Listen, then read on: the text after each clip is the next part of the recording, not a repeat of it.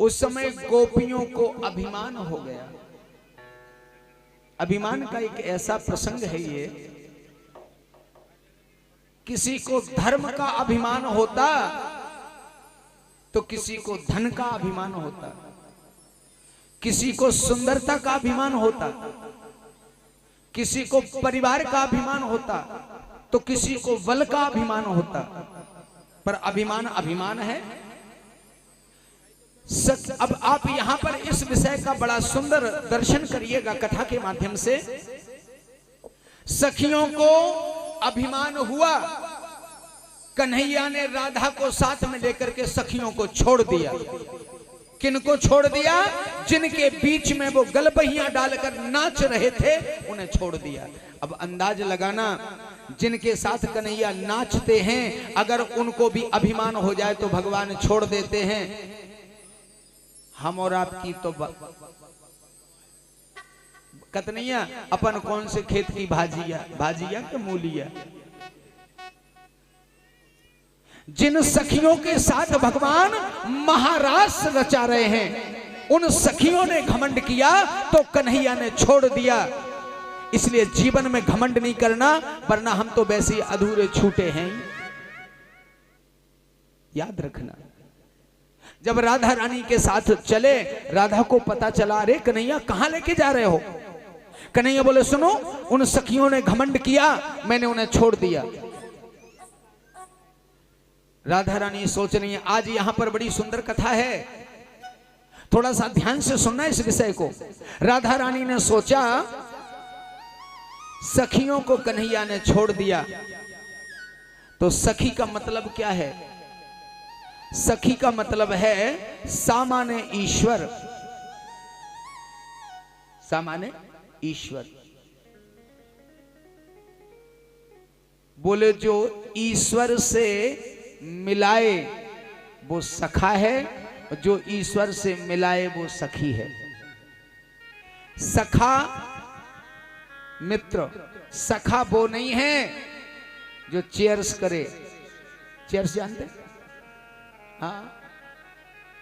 सखा वो नहीं है जो आपको धन की सहायता दे। अरे सखा वो नहीं है जो साथ में बैठ करके गिलासों को टक्कर मारे। सखा वो नहीं है जो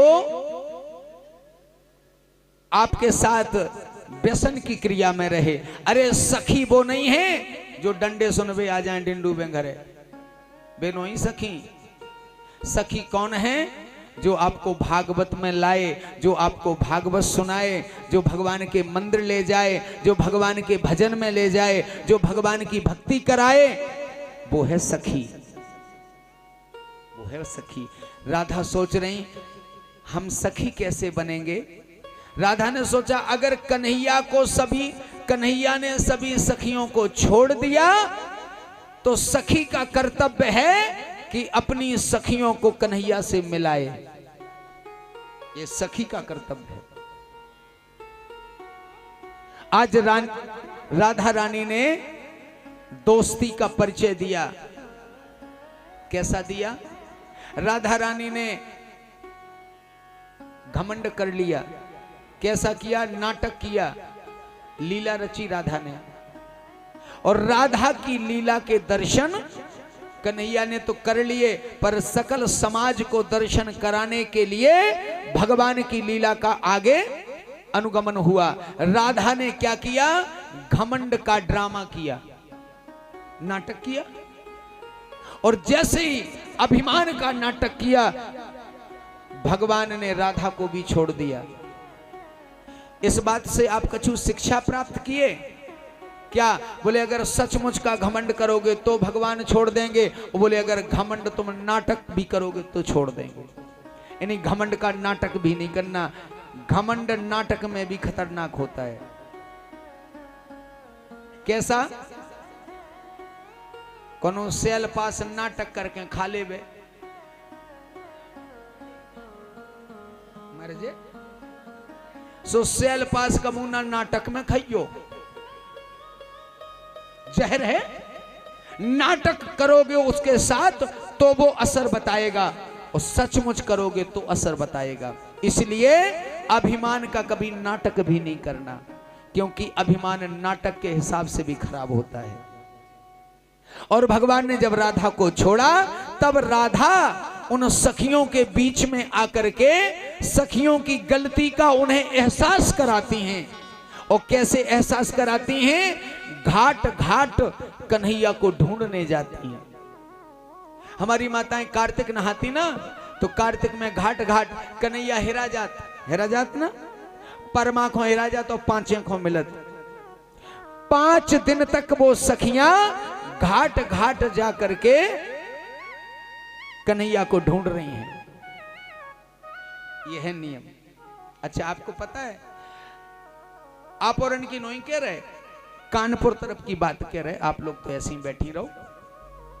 कहो कि ठाकुर जी यह हेरा गए कत के आन के, सो अब कत के आई का कह रही, कहीं काहे कल कुंडेश्वर चलत, प्लानिंग बन रही काय को ठाकुर जी ढूंढवे। अब कुंडेश्वर पहुंची पूरी पिकअप में, बोलेरो में, टैक्सी में, जैसी भी सुविधा करके। सो कुंडेश्वर में पहला तो नदी में खूब छबा छबा गोल खेले, बुरा नहीं मानियो, आप और इनकी बात ही नहीं।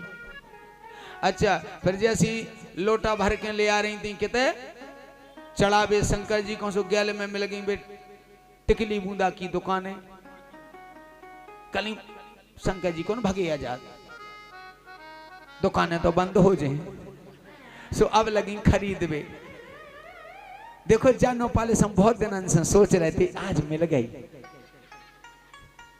सांसों की सो सांसी बात है। और पूरा खरीद खराद के और बैठी गाड़ी में, घरे के नहीं ए मंदिर तो गई नहीं है, मंदिर गया था वो तो आप और इनके नहीं, तो हंसी की बात है। महाराष्ट्र में सखियां घाट घाट ढूंढती हैं कन्हैया को, और एक गीत गाया सखियों ने। देखिए, शास्त्र कहता है उस गीत को आप याद ना करो, कोई बात नहीं, जिसके कानों से भागवत की वो है श्लोक अंदर चले गए कानों से, उसको कभी जीवन में ठाकुर जी छोड़ते नहीं हैं। 19 श्लोक हैं वो गोपी गीत। क्या लिखा, बड़े ध्यान से सुनना, ना तो ताली बजाओ ने, सुनो, नचवे बाव गीत अबई गाएं, सुनवे बाव सुन लो। क्या, जयति तेधिकं जन्मना